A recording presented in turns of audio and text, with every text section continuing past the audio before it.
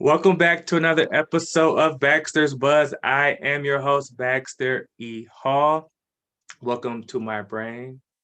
Welcome to my frequency. Enter at your own risk.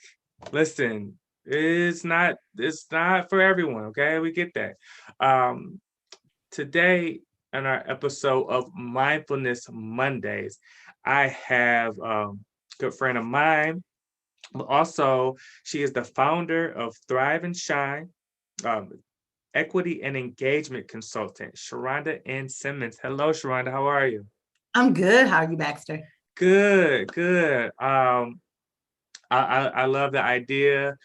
I always tell people that my dream is to, whether it's $0 an episode or $1 million an episode, I want to be able to have these conversations with people that I genuinely like, conversations that I would be having whether it be recorded or not. And you I definitely love that. fit that bill. So today, um, as it relates to Mindfulness Mondays, we're going to talk about mindful leadership and increasing employee engagement.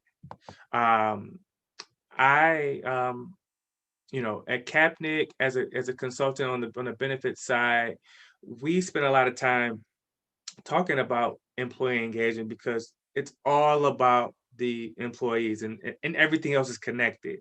You can't Hmm. get away from, benefits or any other sort of perk that a company may provide. Ultimately, you want to retain your top talent and attract new Hmm. talent, right?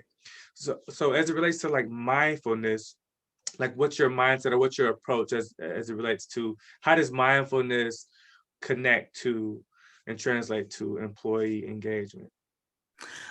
I think when people think of mindfulness, they think that you've got to go on some 2-week yoga retreat. Right, And that's right. what mindfulness means. You've got to be able to close your eyes and levitate from the ground. And for me, mindfulness, when you really look it up in its most basic form, it's really about awareness. It's really about being actively present in the moment.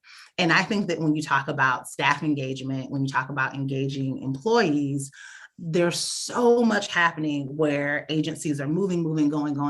I come from the nonprofit sector, and so we can go 1,000 miles an hour. And so for me, part of engagement is really stopping and taking the time to really find out what is happening, not just for the clients that you're serving and not just for, the revenue that's generated or those outcomes, but the people that are actually doing the work, the people that are serving. Let's take a minute to pause and reflect and see how they're doing, what's going well with them. Do we need to pivot? So I think first of all, for leaders, it's doing that on an individual level. And then I think when it comes to an agency, it's also doing that on a systemic organizational level. I think that's really important. So that's what mindfulness of the staff level in the most basic way sort of means to me. Yeah, yeah. I talk to my clients a lot about, okay, as an organization, you need to determine sort of where you are today, right? Yeah. uh Pull up that mirror and figure out where you are, determine what your goals are, but figure out where you are today so that you can have the proper map to get you to whatever those goals are, right? we Exactly. we, we can't that's not a place we can shortcut. We can't focus on the team, the people that may report to us or the people that we report to without looking ourselves in the mirror, right? And then at the very top, it starts with, okay, as an org, where are we, and then how would others define where we are, right? To make sure that you're getting the Yeah. entire piece. Talk to me about that piece, about just the humility that it takes to sort of expose your warts to, Mhm. but in an effort to improve. Yeah, so it's so funny. So what we talked about in the first episode, of Mindfulness Monday about multitasking and the fact that understanding that that is a myth actually takes a little bit of humility. So all of this, mindfulness takes a little bit of humility. It's kind of the thing that I feel like we're coming up with.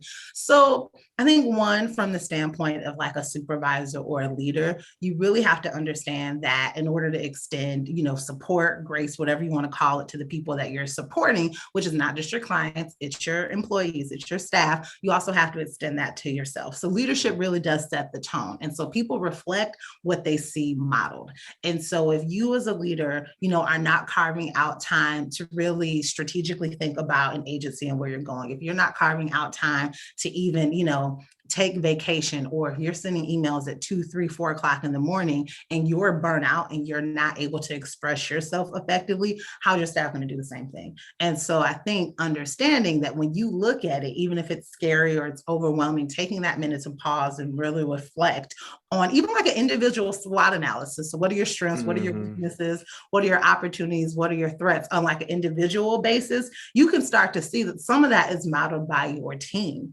And so really understanding what's going well, what's not going well on an individual basis, really you can start to see those patterns in the people that you're supporting that are sort of in your sphere of influence as your team. And then I think after you sort of do that individual assessment and where you lie, I think when it comes to basic supervision, asking people how they're doing, asking people what's the challenge right now, what's the area of growth, asking people what's going well. We don't do a lot of that until someone gets to their 1 month evaluation, their 6-month evaluation. Then you've got to go and you've got to dig up all this dirt, or you've got to like air out all the things you didn't want to say when you actively are asking someone, how are they doing? What do you need? What's going well? That's a way to retain people. We always do it at exit interviews, but we don't do those conversations about being really intentional in the moment when we're working with people on a day-to-day basis. And so some of that will help you retain staff. Is people want to feel seen, they want to feel heard, all the things that I've seen before. People will stay at a job where they feel included and where they feel like they're valued, even if they're not getting paid as much, even if they don't love aspects of the job. If they feel like they've got time to just even express their concerns, they're much more likely to even be invested and do their work really well than they would at an agency that may even be paying more, that may have these other perks that some organizations might not be able to provide.